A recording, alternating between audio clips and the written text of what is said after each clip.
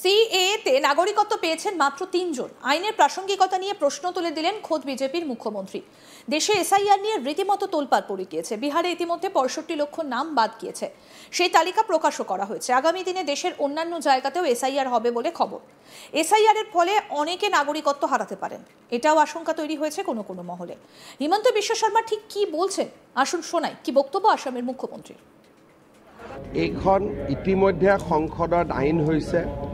অসমত 12 জন মানুহে এতিয়ালৈকে আবেদন কৰিছে আৰু 3 জনে নাগৰিকত্ব পাইছে। গতিকে এই আইনৰ গুৰুত্ব আপোনালোকে তাৰ পৰাই অনুভৱ কৰক। অসমৰ ক্ষেত্ৰত 12 জনে আজিলৈকে আবেদন কৰিছে, 12 জনৰ ভিতৰত 3 জনে নাগৰিকত্ব পাইছে, 9 জনৰ আবেদন বিবেচনাধীন হৈ আছে। যি 20 লাখ 25 লাখৰ টাৰ্গেট দিছিলে তাত 12 জনেহে আজিলৈকে আবেদন কৰিছে যোৱা 2টা বছৰ। গতিকে এই আইনখনৰ বিষয়ে আমি কিমান আলোচনা কৰাৰ প্ৰাসংগিকতা আছে আপোনালোকে নিজেই ঠিক কৰিব পাৰিব। সিএএ নিয়ে নতুন সিদ্ধান্ত জানিয়েছে সরকার। সোমবার রাতে নয়া বিজ্ঞপ্তি জারি করেছে কেন্দ্রীয় স্বরাষ্ট্র মন্ত্রক। সেই বিজ্ঞপ্তিতে আবেদনের সময় 10 বছর বাড়িয়ে 2024 সালের 31শে ডিসেম্বর করা হয়েছে। নাগরিকত্ব সংশোধন আইনের অধীনে আবেদনের জন্য ভারতে প্রবেশের শেষ সময় 2024 পর্যন্ত বৃদ্ধি করার ঘোষণা হবার একদিন পরই হিমন্ত বিশ্ব শর্মা জানান, সিএএতে অসমে এখনো পর্যন্ত মাত্র 3 জন বিদেশি নাগরিকত্ব পেয়েছেন। পাকিস্তান, বাংলাদেশ এবং আফগানিস্তানে ধর্মীয় নিপীড়নের শিকার হয়ে ভারতে আসা অমুসলিম শরণার্থীদের নাগরিকত্ব দিতেই আনা হয়েছে সংশোধিত নাগরিকত্ব আইন। কি বললেন এই বিষয়ে আসামের মুখ্যমন্ত্রী হিমন্ত বিশ্ব শর্মা, শুনব। এইখন ইতিমধ্যে সংসদত আইন হৈছে। অসমত 12 জন মানুহে এতিয়ালৈকে আবেদন কৰিছে আৰু 3 জনে নাগৰিকত্ব পাইছে। গতিকে এই আইনৰ গুৰুত্ব আপোনালোকে তাৰ পৰাই অনুভৱ কৰক। অসমৰ ক্ষেত্ৰত 12 জনে আজিলৈকে আবেদন কৰিছে, 12 জনৰ ভিতৰত 3 জনে নাগৰিকত্ব পাইছে, 9 জনৰ আবেদন বিবেচনাধীন হৈ আছে। যি 20 লাখ 25 লাখৰ টাৰ্গেট দিছিলে তাত 12 জনেহে আজিলৈকে আবেদন কৰিছে যোৱা 2টা বছৰ। গতিকে এই আইনখনৰ বিষয়ে আমি কিমান আলোচনা কৰাৰ প্ৰাসংগিকতা আছে আপোনালোকে নিজেই ঠিক কৰিব পাৰিব। সদ্য এসসি এসটি এবং চা বাগানের শ্রমিক ছাড়া 18 বছরের বেশি বয়সীদের আরো 1 বছর নতুন আধার কার্ড জারি করা হবে না, সিদ্ধান্ত নিয়েছে অসম সরকার। অসমের মন্ত্রিসভায় সিদ্ধান্ত নিয়েছে, আর সে কথা জানিয়েছেন অসমের মুখ্যমন্ত্রী হিমন্ত বিশ্ব শর্মা। বাংলাদেশ থেকে অবৈধ অনুপ্রবেশের বিষয়ে উদ্বেগ দূর করার জন্য এই সিদ্ধান্ত নেওয়া হয়েছে বলে জানিয়েছেন তিনি। অসমের মুখ্যমন্ত্রী আরও জানান যে অন্যান্য সম্প্রদায়ের ব্যক্তিরা যারা এখনো আধার কার্ড পাননি তাদের সেপ্টেম্বর মাসে আবেদন করার জন্য সময় দেওয়া হবে। মুখ্যমন্ত্রী বলছেন 18 বছরের বেশি বয়সীদের মাত্র 1 মাস সময় দেওয়া হবে। যদি কারো কাছে এখনো আধার কার্ড না থাকে তাহলে তিনি এই সময়ের মধ্যে আবেদন করতে পারবেন। এরপরে নতুন আধার কার্ড তৈরি করা হবে না। হিমন্ত বিশ্ব শর্মা বলেন যে অসমে আধার স্যাচুরেশন 103%, কিন্তু তপশিলি জাতি, তপশিলি উপজাতি এবং চা বাগান সম্প্রদায়ের ক্ষেত্রে এটা 96%। মুখ্যমন্ত্রী আরও বলেন যে অত্যন্ত বিরল ক্ষেত্রে আবেদনের সময়সীমা বন্ধ হবার পরে জেলা কমিশনারের কাছে আধার কার্ড দেওয়ার ক্ষমতা থাকবে, তবে অনুমোদন দেওয়ার আগে স্পেশাল ব্রাঞ্চ এবং ফরেনার্স ট্রাইব্যুনালের রিপোর্ট যাচাই করতে হবে। হিমন্ত ব্যাখ্যা করেছেন যে সরকারের উদ্দেশ্য ছিল অবৈধ বিদেশিদের, বিশেষ করে বাংলাদেশি নাগরিকদের অসমে আধার কার্ড পাওয়া আটকানো এবং ভুয়ো ভারতীয় নাগরিকত্ব দাবি করতে বাধা দেওয়া। তিনি স্পষ্ট করে বলেন যে অসম ধারাবাহিকভাবে সীমান্তে অনুপ্রবেশকারীদের তাড়িয়েছে। এখন এই ধরনের ব্যক্তিদের আধার পাওয়ার যে কোনো সম্ভাবনা সম্পূর্ণরূপে বন্ধ হয়েছে। এই বিষয়ে গোয়ার মুখ্যমন্ত্রী প্রমোদ সাওয়ান্ত বলছেন, আদতে পাকিস্তানি নাগরিক ব্র্যান্ডন ভ্যালেন্টিন ক্রাস্টোকে সিএএ এর আওতায় ভারতীয় নাগরিকত্ব দেওয়া হয়েছে।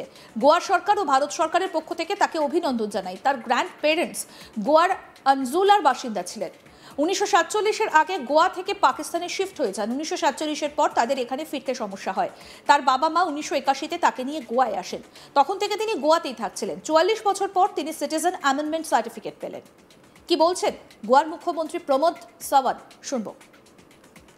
Mr. Brandon Valentin Cresto, originally Pakistani citizen, at present हमने उनको अभी सिटीजन अमेंडमेंट एक्ट के अंतर्गत जो इंडियन सिटीजनशिप दी है, मैं गोवा सरकार की तरफ से और भारत सरकार की तरफ से उनका बहुत बहुत अभिनंदन करता हूं, क्योंकि ओरिजिनली उसके ग्रैंड पेरेंट्स जो दोनों गोवा के अंजुना के थे, जो 1947 से पहले गोवा से पाकिस्तान शिफ्ट हो गए थे और 1947 के बाद उनको यहाँ आने में तकलीफ़ रही।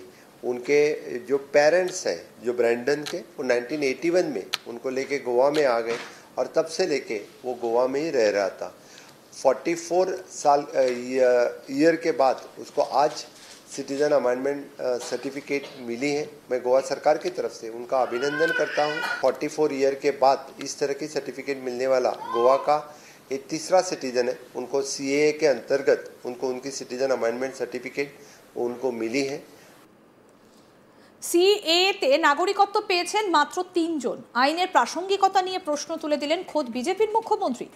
দেশে এসআইআর নিয়ে রীতিমতো তোলপাড় পড়ে গিয়েছে। বিহারে ইতিমধ্যে 65 লক্ষ নাম বাদ গিয়েছে, সেই তালিকা প্রকাশও করা হয়েছে।